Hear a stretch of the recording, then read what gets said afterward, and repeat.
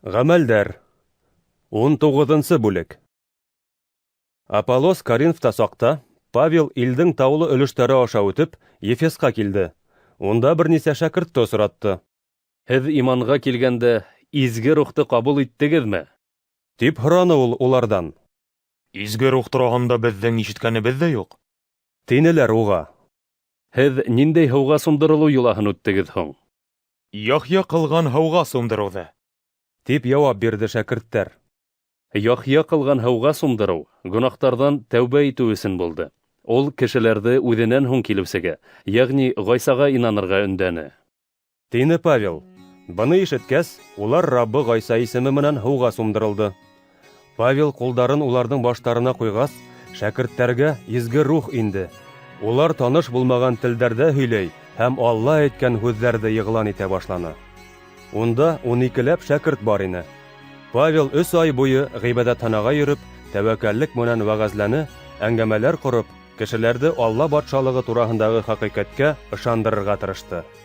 Әммә ҡайһы берәүҙәр уҫаллашып һәм иманға килеүҙән баш тартып, йыйылған халыҡ алдында Раббының юлын яманланы. Шул сәбәпле Павел улар янынан китте. Шәкерттәрҙе айырып алып, Тиран тигән берәүҙең уҡыу йортонда көн һайын әңгәмә ҡороп ултырҙы. 2 йыл буйы ошолай дауам итте. Шунлыҡтан Асия өлкәһендә йәшәүселәрҙең һәммәһе, йәһүдтәр ҙә, йәһүд булмағандар да, Раббы тураһындағы хәбәрҙе ишетте. Алла иһә Павелдың ҡулдары менән иҫ китерлек ҡөҙрәтле эштәр ҡылды. Павел ҡағылған ҡулъяулыҡтарҙы, билбауҙарҙы алып ҡайтып, ауырыуҙарҙың өҫтөнә һалғандан һуң, улар һауыҡты, эстәренән шаҡшы рухтар сыҡты. Ҡайһы бер бағымсы илгиҙәр йәһүдтәр ҙә, ен эйәләшкән кешеләрҙән шаҡшы рухтарҙы ҡыуып сығарырға теләп, Мин һеҙгә Павел бәйән иткән Ғайса вәкәләте менән бойороҡ бирәм. тип Раббы Ғайса исемен ҡулланырға тырышты. Йәһүд кешеһе Скево атлы баш руханиҙың 7 улы ла шулай эшләне. Әммә шаҡшы рух Ғайсаны беләм.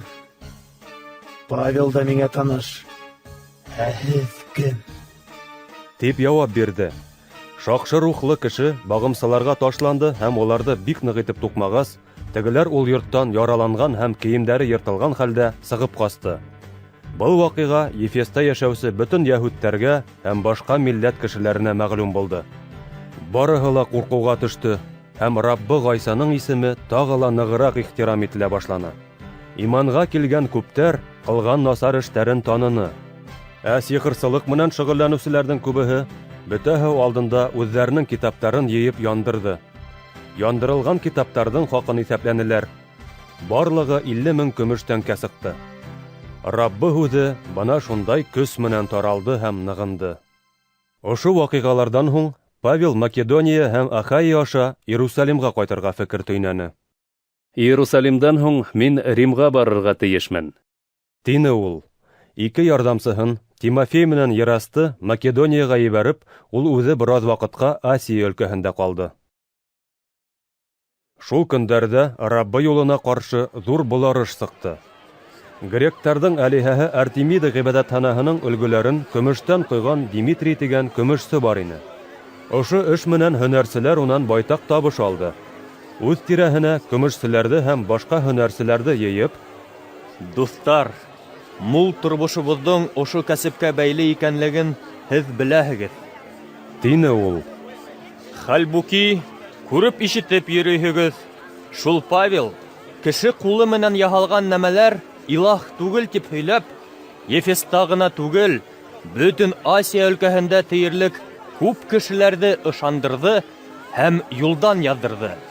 Бының хәүефе беҙҙең кәсептең яманаты сығыу менән генә сикләнмәй. Бөйөк Алиһә Артемида ғибәҙәтханаһының әһәмиәте бөтөр. Барлыҡ Асия өлкәһе һәм бөтә донъя табына торған Алиһә үҙенең бөйөклөгөнән мәхрүм ителер. Ошо һүҙҙәрҙе ишеткәс, һөнәрселәрҙең асыуы ҡабарҙы. Улар Ефестар Артемидаһы бөйөк! тип ҡысҡырырға кереште. Бөтөн ҡалала боларыш башланды. Павелдың юлдаштарын Македон кешеләре Гайды һәм Аристархты тотоп алып, бөтәһе бергә тамаша урынына ынтылды. Павел халыҡҡа сығырға теләне, ләкин шәкерттәр уны ебәрмәне. Шулай ук Павелдың дуҫтары булган Асия өлкәһенең күренекле әһелдәре лә кешеләр артынан хәбәр ебәреп, уның тамаша урынында күренмәвен үтенде. Халык йыйылган ердә берәүҙәр бер, икенселәр бүтән нәмә ҡысҡырҙы. Йыйылышта тәртипһеҙлек хөкөм һөрҙө.